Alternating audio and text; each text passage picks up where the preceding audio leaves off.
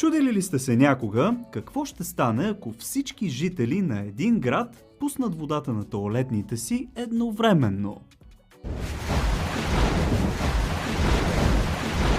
Канализацията може би ще гръмне и тоалетните ще започват да бълват. Сещате се какво? Всъщност, никой не знае какви точно ще са последствията. Освен един африкански град. В Булавейо, който е вторият по големина в Зимбабве с население от близо 1 милион души, започнал да нараства проблем с запушването на каналите. Те били вече стари, а градът пренаселен за капацитета им. Така постоянно се носела миризма на фекалии. Кметът обаче намерил просто решение. Синхронизирано пускане на тоалетни от цялото население, за да продухат системата.